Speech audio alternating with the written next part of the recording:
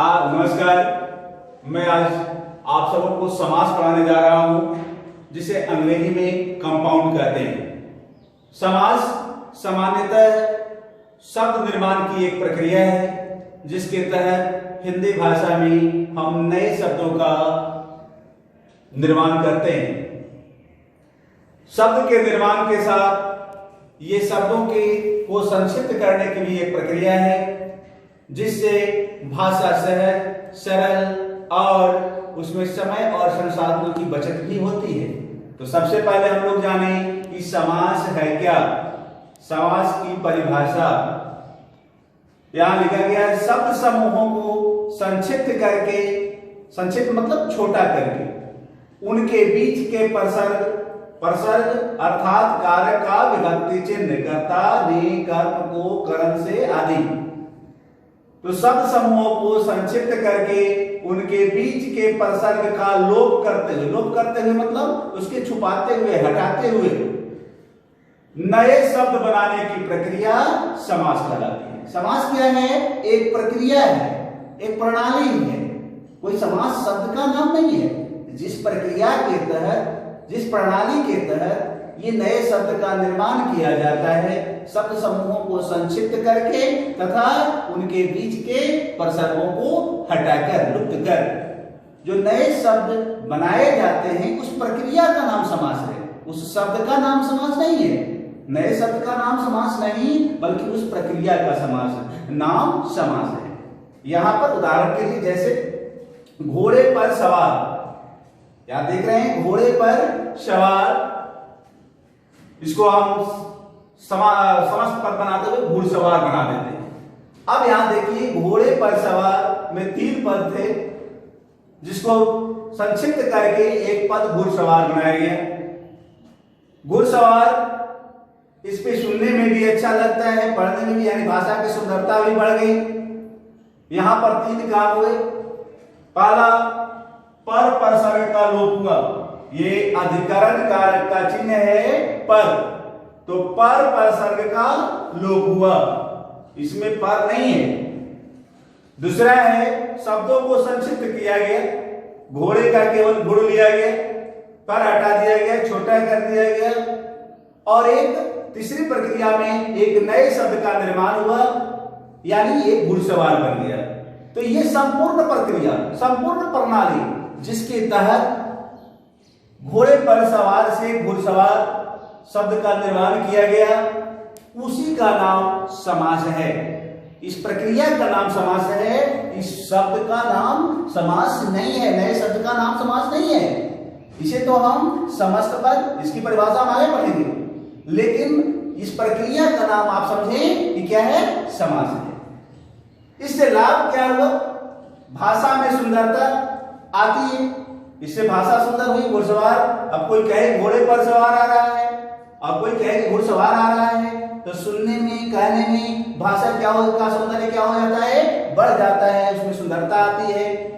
उच्चारण और लेखन में सहजता, आसानी आती, आसानी होती है। हम आसानी से बोलते हैं, आसानी से लिखते हैं। उसके साथ साथ समय की भी, क्योंकि समय बहुत मूल्यवान है, तो समय की भी बचत होती है, तथा लिखने पढ़ने के जो साधन हैं उसकी भी बचत होती है।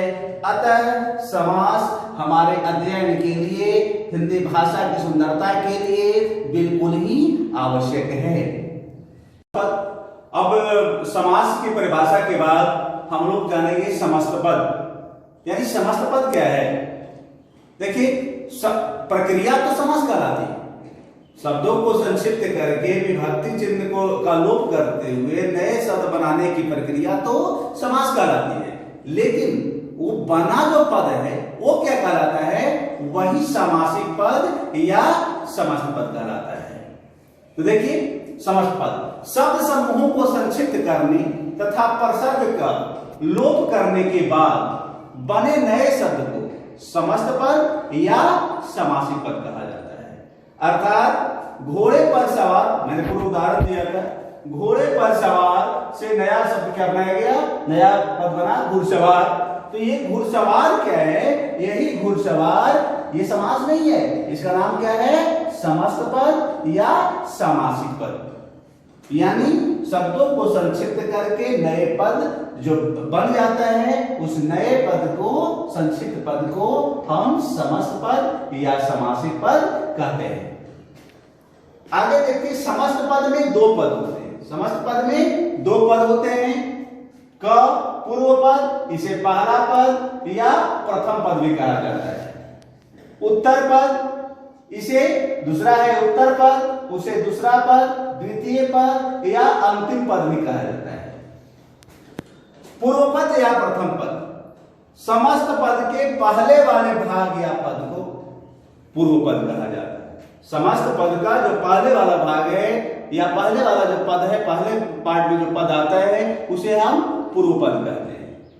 उत्तर पद या द्वितीय पद, समस्त पद के दूसरे या अंत वाले भाग या पद को उत्तर पद कहा जाता है। जैसे राष्ट्रपति, ये समस्त पद है।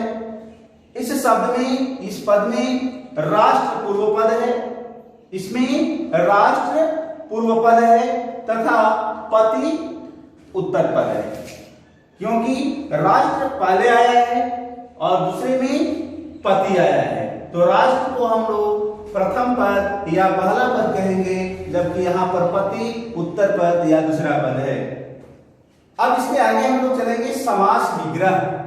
जिस प्रकार से हम समास कहते हैं, समास का ठीक उल्टा होता है समास विग्रह। तो समास विग्रह क्या है जानते हैं? समस्त पद के पदों को अलग अलग करके विस्तार से, कैसे? विस्तार से बढ़ाकर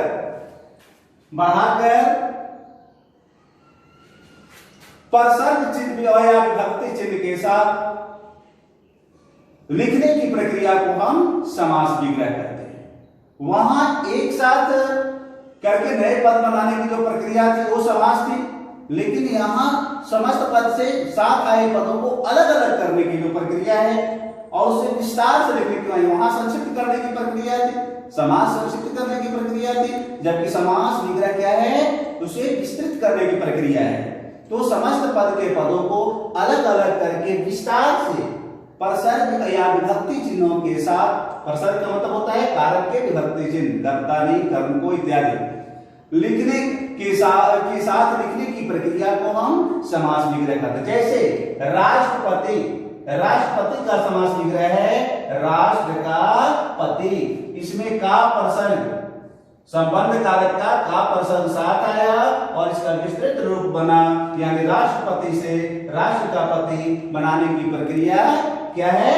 ये आपका समास विग्रह है। समास के भेद के बारे में पढ़ेंगे।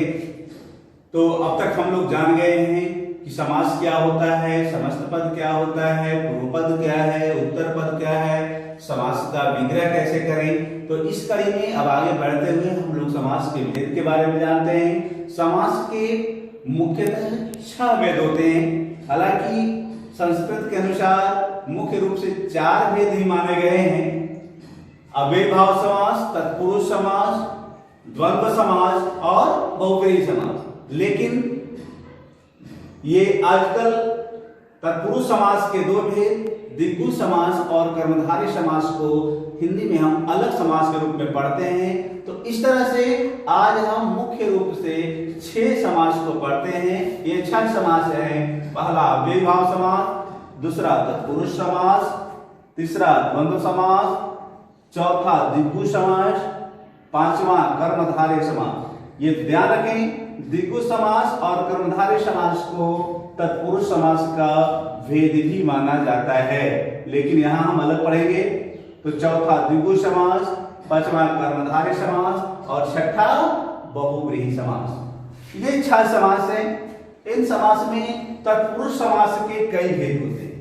कारकीय प्रसर्गों का, जैसा कि हमने बताया था कि लोप होता है, तो जिस प्रसर्ग का लोप होता है कर्ता और संबोधन को छोड़कर बाकी 6 कारक, यानी कर्म तत्पुरुष, कर्म तत्पुरुष, जहां को चिन्ह का लोप हो, कर्म कारक के को चिन्ह का लोप हो, कर्म तत्पुरुष, कर्म कारक के से या के द्वारा का लोप हो, कर्म तत्पुरुष, संप्रदान कारक का को या के लिए चिन्ह का लोप हो, संप्रदान तत्पुरुष, अपादान कारक के से चिन्ह का लोप हो, जुदाई या भय तो अपादान तत्पुरुष, संबंध के काके की रारे इत्यादि कालों को तो संबंध तत्पुरुष, उसी प्रकार से अधिकरण कारक के में पे पर आदि कालों को तो अधिकरण तत्पुरुष। इसके अलावा नियंत्रण तत्पुरुष भी होता है, जिस समास से हमें किसी चीज के न होने का पता चले, नियंत्रण समास भी कहते हैं, नियंत्रण तत्पुरुष समास भी कहते हैं। अलुक समास भी है जहां कोई पद छिप जाता है। तो चलिए ये सब उपभेद है, ये तत्पुरुष समास के यानी समास के उपभेद है, तत्पुरुष समास के भेद हैं, अर्थात ये समास के उपभेद के रूप में पढ़े जाएंगे। तो मुख्य रूप से कितने समास हुए? 6 समास, अव्ययी भाव समास, तत्पुरुष समास, द्वंद्व समास, द्विगु समास, कर्मधारय समास और बहुब्रीहि समास। तो आज चलिए हम लोग पहले समास के बारे में पढ़ते हैं, वो है क्या? अव्ययी भाव समास। हम लोग सबसे पहले अव्ययी भाव समास के बारे में जानते हैं। ये अव्ययी भाव, अव्यय तो आप लोग जानते होंगे, वैसा पद जो लिंग, वचन, कारक इत्यादि के अनुसार उसमें कोई परिवर्तन नहीं आता है, जिसमें कोई व्यय नहीं होता है, यानी जो बदलता नहीं है, वो अव्यय है। यहाँ इसी से इसका नाम आया है अव्ययी भाव समास। परिभाषा: जिस समास का पूर्व पद प्रधान, पूर्व पद मैंने पहले बताया था, पहले वाला पद, पहले वाला भाग प्रधान हो तथा अव्यय हो और समस्त पद भी अव्यय की तरह काम करता हो, यानी पूरा समासिक पद भी अव्यय की तरह ही काम करता हो, अर्थात उसके भी लिंग वचन बदलने के, लिंग वचन के अनुसार बदलने की गुंजाइश नहीं रहती है, तो उसे हम अव्ययी भाव समास कहते हैं। जैसे यथा समय, ध्यान दें, यथा समय, समय के अनुसार। यहां प्रधान क्या है? यथा। क्यों प्रधान है? क्योंकि यथा एक अव्यय है और समय, जैसा कि आप जानते हैं, समय पुल्लिंग शब्द है। अब ये पुल्लिंग शब्द एक वचन, लेकिन यथा लग जाने के कारण यथा समय भी ये क्या बन जाता है? पूरा का पूरा अव्यय बन जाता है, इसका कोई लिंग नहीं होता है। उसी प्रकार से आसमुद्र, समुद्र भी पुल्लिंग शब्द है, जातिवाचक शब्द है, लेकिन यहां पर आसमुद्र जब शब्द बन जाता है तो आसमुद्र एक अव्यय की तरह काम करता है। इसीलिए हम कहते हैं कि पहला पद प्रधान होता है, यानी जैसा पहला पद होता है, प्रधान का मतलब होता है जैसा वह रहेगा वैसे ही पूरे पद को बना देगा। यानी जैसे ही यथा प्रधान है, यानी यथा अव्यय है, तो पूरे यथा समय को ही इसने अव्यय बना दिया। उसी प्रकार से हाथ देखिए, यहाँ हाथों हाथ, या था हाथ ही हाथ में। अब यहाँ हाथ भी और दूसरे हाथ, अब ये दोनों हाथ मिलकर हाथों हाथ बन गए, एक अव्यय की तरह काम करेंगे, यानी हाथों हाथ, हाथ ही हाथ में। तो यहाँ पर पहले देखिए पहला पद अव्यय होता है अथवा, ये नोट देख लें, विशेष ध्यान देने की बात है। इस समास में शब्द की आवृत्ति भी हो सकती है, जैसे कि हाथों हाथ में देख सकते हैं, हाथ और हाथ एक ही शब्द की आवृत्ति हुई है, उससे भी अव्ययी भाव समास का निर्माण होता है।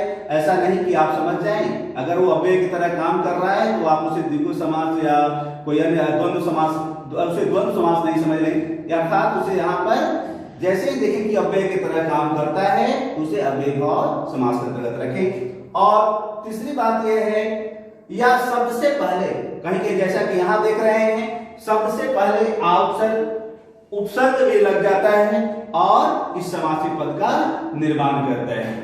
तो आप समझ गए होंगे, यानी जिस समास का पूर्व पद अर्थात पहला पद प्रधान हो, पहला पद, ये पहला पद, पहला पद, पहला पद, पहला पद प्रधान हो तथा अव्यय हो। अगर अव्यय नहीं होता है तो अव्यय की तरह काम करे और समस्त पद भी अव्यय की तरह काम करता हो, उसे हम अव्ययी भाव समास करते हैं।